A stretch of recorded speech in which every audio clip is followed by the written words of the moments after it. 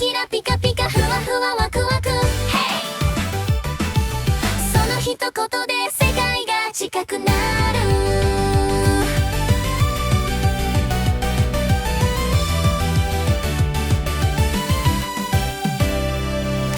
空港の朝心はドキドキ、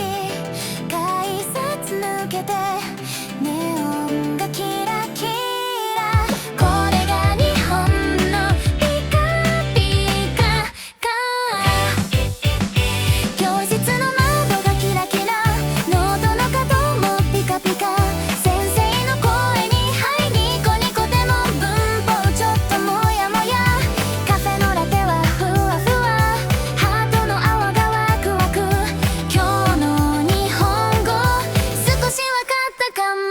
レジの列でイライラ、でも隣の笑顔にキュンキュン、ありがとう一つでパチパチ、胸の中が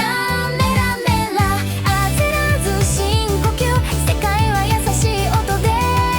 溢れる。キラキラピカピカふわふわワクワク、ニコニコドキドキキュンキュンがパチパチメラメラ夢開く、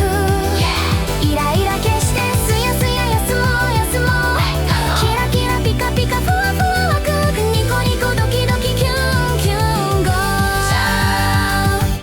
LINE の既読がパチパチ、返事にドキドキ、遅れてすみません、優しくニコニコ、夜風の中ゴロゴロ雲でも心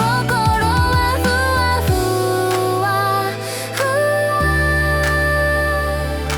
わ、街の明かりがキラキラ、今日の私もピカピカ、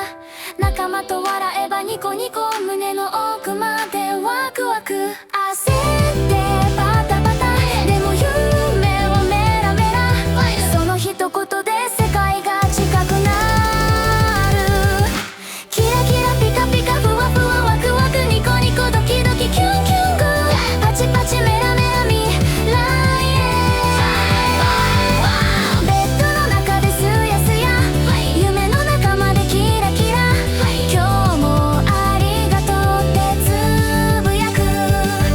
その一言で世界が近くなる。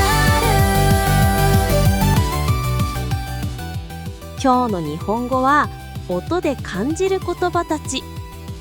もやもや、キラキラ、ドキドキ、すやすや。日本語って気持ちな音がそのまま言葉になるんだね。登録して次の日本語の音も感じよう。